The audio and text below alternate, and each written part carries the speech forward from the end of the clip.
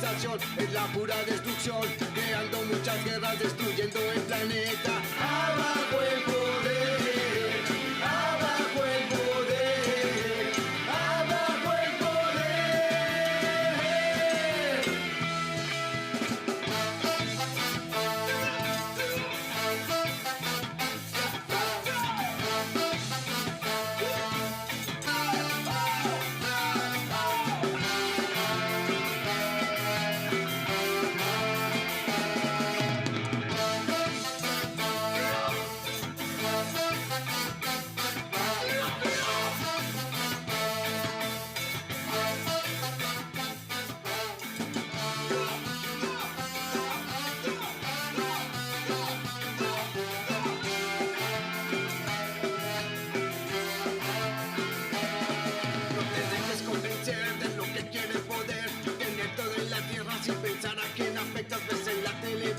terrorismo y fútbol, una bomba en Inglaterra, campesinos están en huelga. Abajo el poder, abajo el poder, abajo el poder.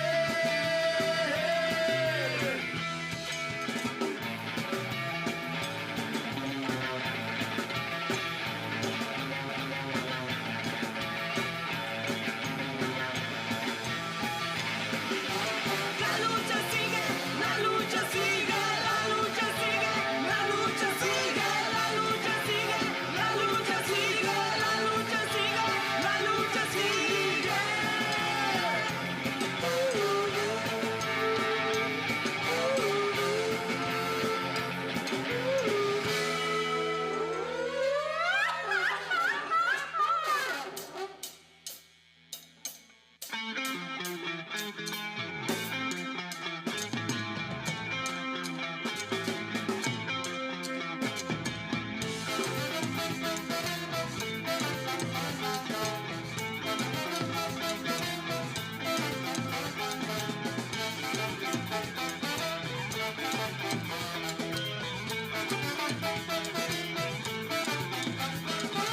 Vámonos americana diva, con el alma y el corazón arriba, Cóndor y águila, Pachamama nos guía. Bajo la luna y el sol, relampaguejo, relampaguejo. Vámonos americana diva, con el alma y el corazón arriba. Vámonos americana diva, con el alma y el corazón arriba. Vámonos americana diva, con el alma y el corazón arriba. Vámonos americana diva, con el alma y el corazón arriba. Vámonos americana diva. Vámonos americana diva. Vámonos americana diva. Vámonos americana diva. Vámonos americana diva. Vámonos americana diva. Vámonos americana diva. Woo! Oh, yeah. Yeah, another show. Back. 2026. Somehow we're trying to stay enthusiastic. Let's get it. We're a little tired, you know, Yeah, daylight tired. savings or whatever. Scared of the end of the world. You know? Yeah. But we're going through it together with It's Happening show. Woo. Show number 220. It's happening It's for happening. sure. Welcome to It's Happening No show doubt. Reloaded. I am Jose, joined by Dylan Thompson. Hello. Yes, we have an amazing, fantabulous show once again. We have the one and only Katelyn Brazer Aceves, Woo. friend of the show, back on. Oh, yeah. So yeah, we're going to be excited to have her on in just a bit. We'll talk all things SAUSD and this work here being done here in Santana with education and whatnot. So, Oh, yeah. But before that, we already talked about how we're dragging, like losing an hour, right? We need some extra, couple of cups of Joe. Indeed. Some Yeah. energy So, drinks, but besides, Making it happen. make it happen. Despite that. The show must go on. But besides that, despite that, how are you, good sir? Oh, very good. Despite all the news. I think let's just take this time to do like beard ASMR. I'll rub my beard on Mike. No, I don't know. No, we're not going to do anything new in this show, okay? We're sticking to the news, as depressing as it may be. The state of affairs in the world. That is. I gotta say, like, let's start with a positive. Mm-hmm. Kristi Noem has been fired. Woo! Ooh. And replaced with a former MMA weirdo. But, you know. It's a lateral Yeah. move. It's all right. I guess. Yeah. Guess we'll take it. We'll see. Yeah, we crapped our pants. We removed our crap pants just to put on some other crap pants. Leslie less crapped, That's perhaps. politics. Yeah, we'll see. Yeah. So, but no, that was an extremely seismic, I would say, or you know, it just very much a situation that had been brewing for some time, and what it turned out to be was the nail in the coffin for Kristi Noem was not all the horrible things that she did through her mandate, including the two killings of Alex Preddy and Miss Good, you know, and all of the things with Bavino and stuff. It was her showing up Trump with a $220 million ad campaign that was apparently, you know, funneled into the husband of one of her ex-staffers. So, you know, that one is not over yet by a long shot. But, you know, she's going to have to reckon with that in a future Democratic administration. Or, you know, if they take the House soon enough with subpoenas and all sorts of magical things like that. So that is a good thing that happened. War in the Middle East. Basically. Yeah, since the last show, a new war has begun in Iran, as you all know. And I believe in the first day we assassinated, you know, Khamenei, Ali Khamenei, the Ayatollah, killed in that strike. I guess just today they named his son the new spiritual leader, supreme leader. And yeah, I mean, I just think this is a full mass off for Trump as a neocon. You know, he had some anti-neocon language in his campaigning, which is very popular. I mean, but this is completely blowing apart his base, with Nick Fuentes even coming out saying, vote Democrat. This next. So there should be a gigantic political backlash. In the meantime, we're on the brink of the end of the world. Potentially, there's nuclear powers involved in a conflict, military conflict, and yeah, man, it's very scary times. Indeed, but we got to make sure that we're labeling this war as it is. It's the what is it? Operation Epic Epstein Fury, I believe was the correct name for it. Oh my gosh. Operation Yes. Epstein Fury. This is a big distraction ploy. I mean, it just the amount of tweets from Stephen Miller, his chief of staff, and Trump himself saying that about how Obama was going to start a war with Iran just to divert from the fact that he's doing a lousy job and that he's not. And you got to vote against Kamala and for Donald Trump because he is the man of peace. And, you know, it's just insane to think that folks can really follow along with somebody that literally a couple weeks before that had created this board of peace. And then as many people have, of course, you know, aptly put it, the play on words speaks, you know, for itself. They got bored of peace. And hey-o. Got 'em. And, you know, and so they're like, you know, this peace stuff is not all it's cracked up to be. Ooh, what do we got? War with Iran. Let's do it. Woo. Yeah. So they would think that it would be as simple as it happened in Venezuela with, you know, the toppling of Maduro, but it is not going to be that easy. If we thought Iraq was a quagmire, to not call it a cluster of, you know, it was really a situation that we fought for how many years, and what ended up happening, like we had to leave, and in Afghanistan, the Taliban took over that, of course, and they are currently in power. So, you know, these things do not end well, except for the hundreds of servicemen and women that potentially die, and of course, the hundreds of thousands, and if not, like in the war with Iraq, million of people that died through this senseless war that, you know, just destroyed a whole generation of people and made us less safe, not more safe in the long term. So, and the Candace Owens of the world, and even some, you know, some middle of the way kind of watch like America, you know, voting structure. Our democracy is as fickle as like, oh, you mess with our gas prices, that's it, you're going down. You know, that was the last straw. Not genocide for you know, a couple of years. This thing right here. So, yeah, more to come. Undoubtedly, we'll talk more with future guests about this. It unfortunately doesn't seem like it's going to happen end anytime soon. This is going to be an ongoing kind of situation, but we really hope that cooler heads prevail and we're able to find a place out of this that looks similar to what happened in Venezuela. They toppled the leader, and now the new leader gets to have some sort of negotiation with the Trump administration. But there's no 9/11 in this, so that's a good point. that must be said. There isn't a situation like Iraq where everybody was rallying around the flag after the terrorist attacks on the World Trade Center. This time, it very much is very seen to be that Israel is calling the shots and kind of wagging the tail Exactly, yeah. for America foreign policy. Really a shame. Yeah, it is. Like the pressure was so high that they couldn't wait for some kind of plausible excuse to do this. I mean, the reasons they're giving are extremely weak, and it all does seem tied back to Israel again.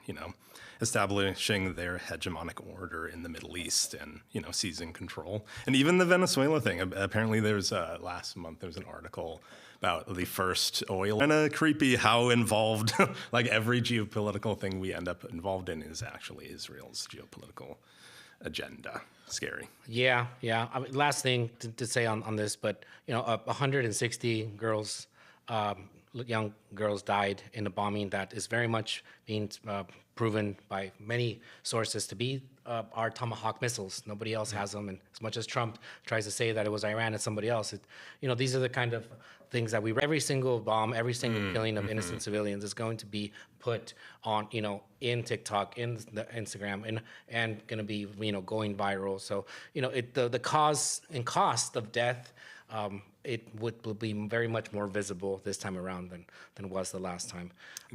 But yeah, one wants to believe that in the next election cycle, people that were independents or good-meaning like Republicans that are just like, I just want my lower, taxes, lower costs of food, and lower gas, and just other kind of reasons that they voted for Trump. That they didn't want a culture shift the way that we're seeing, and so it just things that have happened with Nick. What's his name? Terrafino or. I'm sorry, the man who won in Texas against Crockett.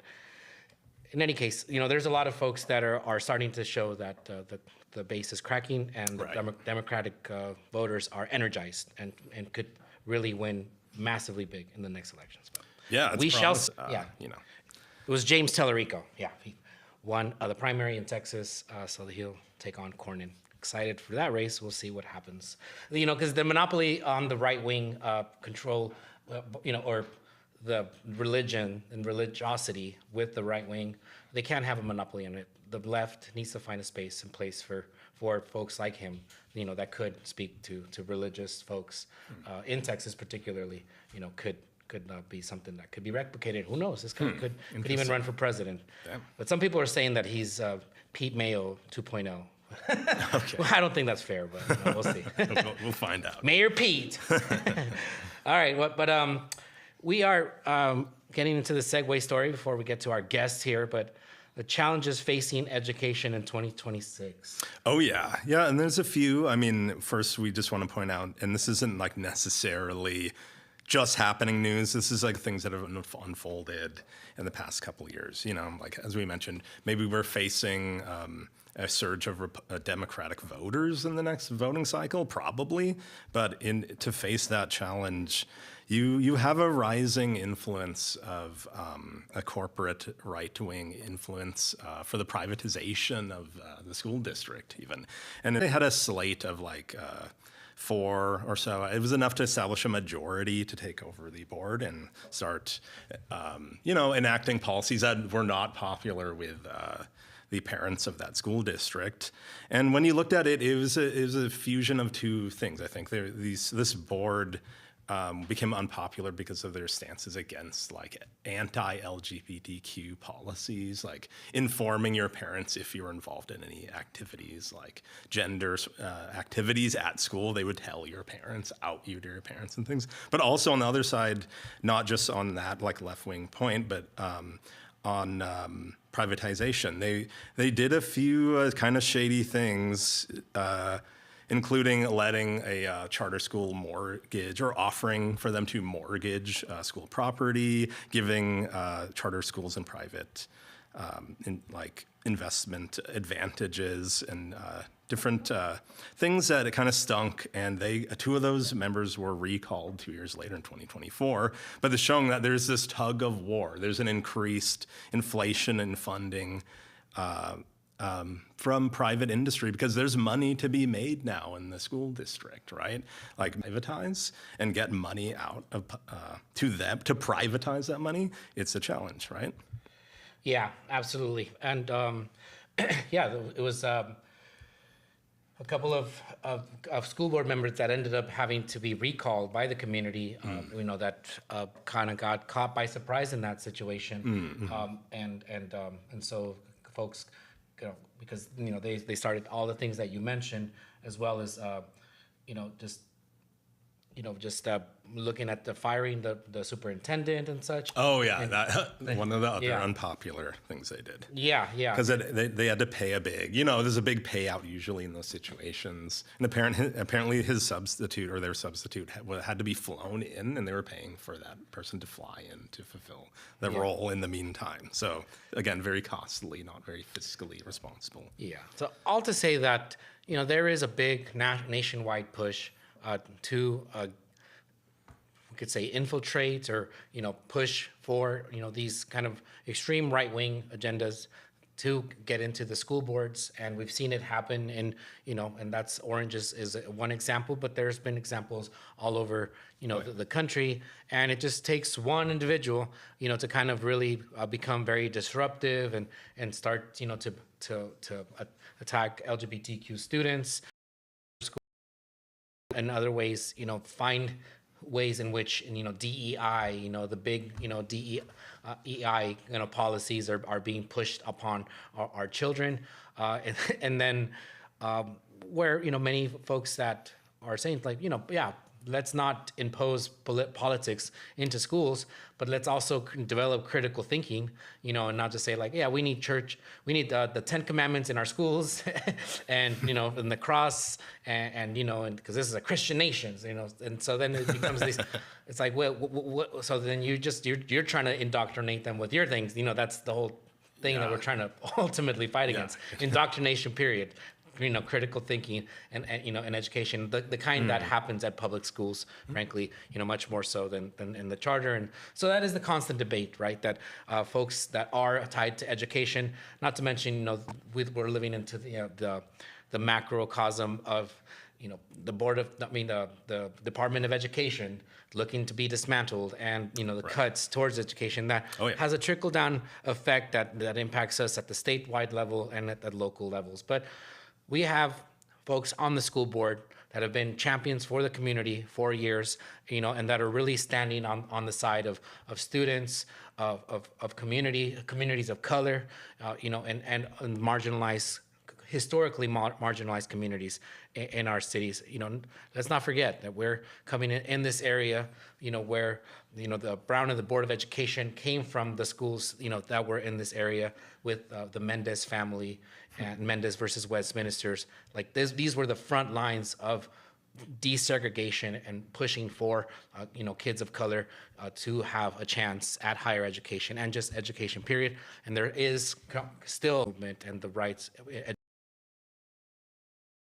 The desegregation movement, that came out of it. A lot of it started from the schools and then became, this voter rights and bigger civil rights issue. So cannot overstate how important having good leaders in our school boards and in our state boards and that are fighting for education at the federal level as well. So with that, I want to bring on to the show Katelyn Brazer Aceves. We are joined by Katelyn, President Katelyn Brazer Aceves of SAUSD. She's a passionate community leader who's been working to empower families and strengthen civic engagement in our communities, and through the community as a community resource specialist with the Orange County Department of Education, specifically with the Sunburst Youth Academy. And like I mentioned, current presidenta. Welcome to the show, Katelyn. Thank you. Welcome. Thank you. Yeah. So like we mentioned, this is your second time on the show. Last time was 2018. Yes. Think so. It's been a while. Man. Yeah. We were young back then. Yeah. Dylan had long hair, Oh a yeah. few less grays. Yeah. Short. Now short gray hair. Not so amazing because aging sucks. My knees hurt. Give and take. It's given. Right? Yeah. Give and take, babe. So welcome to the show. I'd love for you to kind of give us a reintroduction to you as as a person in the community. I think back then you were working with Chirla, and that's I literally had you on my phone, Katie Chirla. Like I had to change it to like Katie. I feel like a lot of people had that. Brazer. Yeah. So but now you're stepping into this new role for the past few years but now just recently as president now, right? So just tell us a little bit about what you've been up to and what you're doing of late. Yeah, thank you. Yeah, so that's right. I remember when we got to meet in organizing back in the day, and I was with Chirla for 10 years, working alongside our immigrant families and our community and our youth. I was a youth back then. And to fight to keep families together. And the goal back then at first was immigration reform, and we were all school. Yeah. Yeah. So you were an organizer with Oko? As a community member. Oh, okay. So Yeah. working with Yeah. with the Bravo family and all those Yes. things. So, yeah. Yeah. Beautiful. So, and got involved. My story is, as a student, I was separated from my dad, through kind of like his school to prison pipeline journey. And so when I started seeing friends and community members get involved in the immigrant rights movement and trying to keep families together, I really connected with folks and just fell in love with the movement. And then through that, I was doing a lot of presentations in our schools throughout Orange County, presenting at a lot of our DLAC meetings for our English learner families. And that's kind of when I took the step into education. And so, and then also supporting folks like Dr. Jose Moreno, and seeing folks with our shared values stepping into these seats and representing our values and our families. Seeing the folks in these seats who I was surprised to hear some of the things they were saying, they weren't so reflective of our values, right? And so that led me to consider when folks reached out and said, "Hey, your seat is up," made me interested. And so then I found myself stepping into this role, and it's been a beautiful blend of community organizing, advocacy, education. I now work full-time in a school, so I get to bring that lens to our school board, which is really powerful and impactful. Whenever we're looking at policies, how is this impacting our staff? Making sure there's that balance, like, is this in the best interest of the district, but also our staff? And that's been something I've been super proud of. Oh yeah, that's cool that you can bring that staff perspective to the Yeah. board as well. I was also wondering, experience helped you deal with the backlash definitely. against those raids? Yeah, definitely. It's like an unfortunate situation that I've been able to use this expertise, right? It's something I wish I never would have had to tap into. Yeah. But I'm really proud to be able to have served in this way. So in 2024, when we saw that this person was coming into office, right away, policy from previous boards. So that was good, a good starting point. There you go. But definitely having trained the trainers and looked at how structurally, like, where are the gaps, right? I knew right away, like, our staff are going to want to know how do they enforce these policies, and how are we supporting them to feel comfortable? It's one thing to put it out on a document, but you see someone, any law enforcement or someone claiming to be law enforcement, knocking at the door, and it's hard for anyone to uphold our rights in that moment and to think straight and to rely on our knowledge and feel confident. And so we've trained over 1,000 staff, and we've provided Know Your Rights, mental health, wellness workshops, and food resources for over 21,000 of our families, which is right around 2/3 of our families. And so essentially I was able to use my background with Chirla to make sure that our policies had teeth and that there was like an action plan. And we actually call it our immigrant support plan. And so now, just recently, maybe at our last board meeting, we passed a policy that's mandated now by the state, the state. So we're, so we're super proud of that. And again, it's unfortunate that we have to use it, but I think that's really helped our families to feel safe.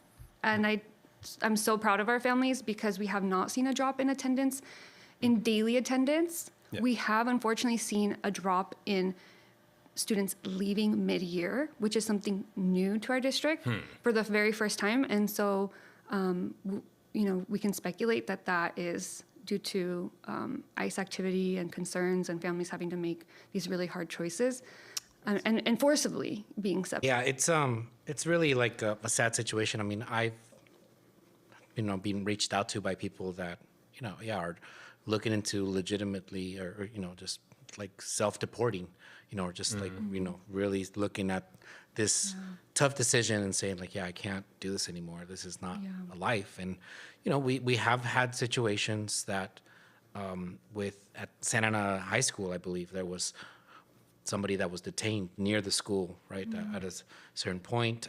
In different schools, there's also been sightings. I know Fullerton had a situation there with ICE, the police, near elementary school. So what are the protocols like right now? What's the communications between the schools or the school district, the police liaisons, when it comes to any sightings near schools, to let folks know that there's activity. Yeah, thank you for asking. I know we did have a school where there was ICE activity really, right out front, right? Or staging anyways. And so in that instance, the protocol was the school sent out information to all the families and to the students that were still on campus and let them know, hey, we're going to open and extend our expanded learning programs. So anyone who feels more safe to stay on campus is welcome to do that until they're ready to exit the campus. And so our staff, rallied around our students and provided that support. And then families could also, come later to pick up the kids. And so that is in action, right? What it could look like. And then front office staff know to let their administrators know. The administrator should be contacting the superintendent's office immediately. And it's the superintendent's office that any kind of decision, like Dr. Perez will be there, right? She'll be there as soon as she can. And so we just need everyone to know that it goes through them, right? So we don't have folks kind of trying to make decisions. Do I share public or education files, information, and like we don't as staff. I went through this myself as a school staff. Like I don't have to take on that responsibility. As long as everybody knows, just send it up to the administrator, right? And then send it to the SUP so that they can make sure we handle it with fidelity. Yeah, make sure that protocol is clear. Yeah. So removes that ambiguity. Is that kind of part of the immigrant support plan in setting up these policies? Yes. Yeah. Okay. Exactly. And so I was mentioning earlier, like over 1,000 of our staff have already been trained, but we also have produced videos. We actually just updated them so that staff can also, watch that and refer to that. So in person, many more we believe have been watching those videos and getting that information. So yeah, I actually think that's a really proactive way to do it because like you said, you can give this policy out and be like, we have a policy, but if you don't let the staff absorb it in a digestible way with that training to make it, you have to be comfortable with the information. really. Yeah, it's a policy is only as good as you're able to, enforce it or spread it, to have, it work, be worth it to get it adopted. For it to. That's great to hear. And because, the more folks feel supported and protected to a degree in as much as one can, with a lot of these things by their school district, by their schools, then they do feel like that sense, belonging of being protected and that we're in this together trying to protect ourselves against, these really difficult situations. I mean, you see like, the little boy with the bunny ears, right? And in Minnesota, I believe it was, and so many places where I've seen like literally kids crying because their parents are being taken away. It's, the amount of trauma that our children are going through and will have to deal with in future time through this, very scary situation that is hard for us to even explain to them, right? And for them to understand. But all they understand is like, there's bad people that, are going to they could take away mommy and daddy. And then like, who's going to take care of me then? All right. Yeah. Yeah. To your point, one of the things we're working on right now is looking at, I've been talking with the superintendent about how are we bringing our immigrant support plan to our students. So we've done a lot of great work over the last year and a half working with our families, but how are we making sure our students know what mental health resources are available, feel some sense of agency with the Know Your Rights materials.